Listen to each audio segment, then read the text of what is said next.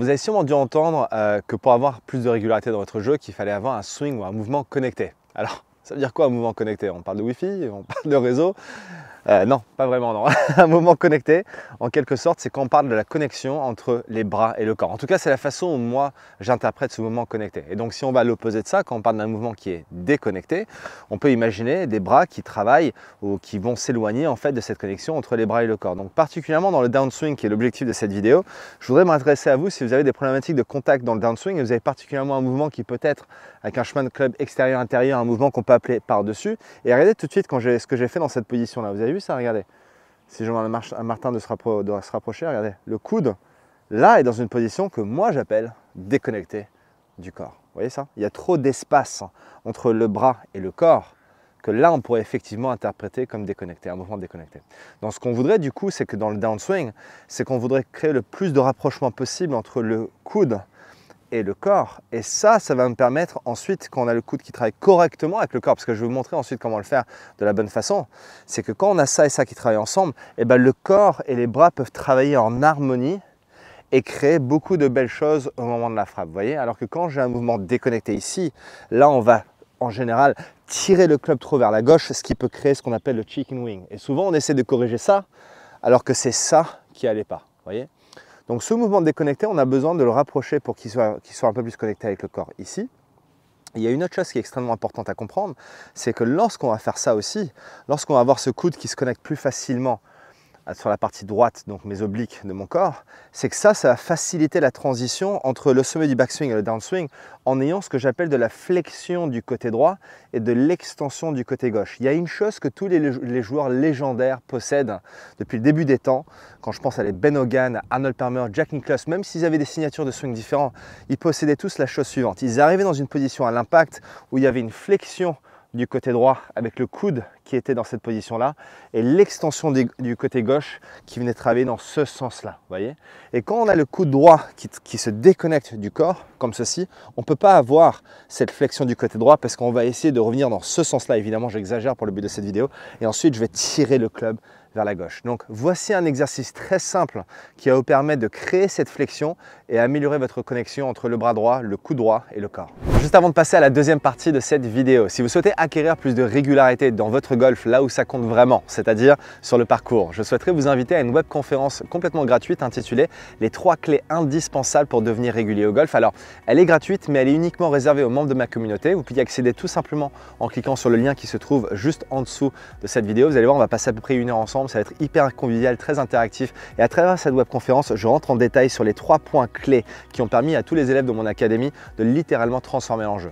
Donc un exercice qui est extrêmement simple à mettre en place pour travailler cette connexion, c'est de prendre un capuchon et venir le placer sous l'aisselle droite. Cet exercice, je le vois depuis... Ça fait presque 35 ans que je joue au golf et ça fait quasiment 35 ans que je vois des joueurs pros en passant par mon père qui est coach depuis plus de 45 ans maintenant, qui fait cet exercice et qui m'a enseigné cet exercice quand j'étais tout jeune.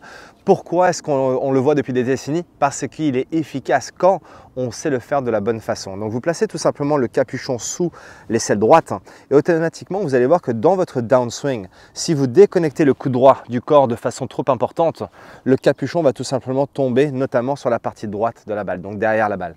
Donc ce qu'on fait, c'est qu'on va venir replacer le capuchon et on va essayer de le garder le plus longtemps possible et on va y penser en 3 étapes. La première, ça va être downswing, connexion capuchon, toujours en contact avec l'intérieur de mon biceps droit, donc ici, juste là, vous voyez. Première partie. Deuxième partie, impact. Le capuchon est toujours juste en dessous de l'aisselle, pardon. Troisième partie, traversée, où là je sens que c'est beaucoup plus le haut du corps qui doit traverser pour maintenir ce capuchon qui reste en place sous l'aisselle, vous voyez. Donc si à un moment donné je perds cette connexion, le capuchon peut tomber. Vous avez vu là, il est tombé juste devant la balle. C'est parce que j'ai pas forcément déconnecté ici, mais au moment où je suis arrivé là j'ai déconnecté le coude droit. Donc le coude droit, on veut créer cette connexion dans ce downswing, impact et traversée, jusqu'à là, pas plus haut que la poitrine, parce qu'après évidemment ce qu'on veut c'est relâcher le capuchon pour qu'on puisse finir dans cette position bien équilibrée sur la partie gauche où on peut compléter le swing. Donc on reprend le capuchon et au tout début ce que vous allez faire c'est que vous allez travailler sur des demi-swings. Donc demi-swing, c'est les mains qui ne vont pas aller plus haut que la poitrine ou juste en dessous au niveau du ventre. Donc ça fait 1 et 2. Dans un premier temps on travaille juste comme ça. C'est des coups qui vont aller pas plus loin que 50 à 60 mètres. Vous avez vu que les mains sont juste en dessous de la poitrine. Et quand vous commencez à vous sentir confortable avec cette position-là, vous pouvez peut-être commencer à monter un tout petit peu, mais pas plus haut que la poitrine au niveau des mains. Okay, donc niveau 2. Là, vous avez vu que j'ai monté légèrement les mains à la hauteur de la poitrine. La balle est partie un peu plus loin. Mais regardez surtout comment j'ai tourné le corps correctement. C'est ça, maintenir la connexion entre les bras et le corps. Quand j'arrive à créer une super connexion et à créer de l'harmonie entre les bras et le corps, on devrait se retrouver dans cette position-là, haut du corps face à la cible, le capuchon toujours maintenu là où il est, et il n'est pas tombé. Et à partir de là, quand vous commencez à vous sentir à l'aise, vous posez le capuchon. Et là, vous commencez à taper des balles en essayant de mimiquer cette position qu'on vient de faire en plein swing. Donc je maintiens cette connexion. Ouais, super ça. Très agréable parce que j'ai essayé de reproduire cette sensation de connexion entre le coup droit et le corps. Aller chercher cette flexion du côté droit, extension du côté gauche, rotation du corps ici dans la traversée. Et ça va créer beaucoup de régularité dans les frappes de balles, dans les contacts et dans votre jeu.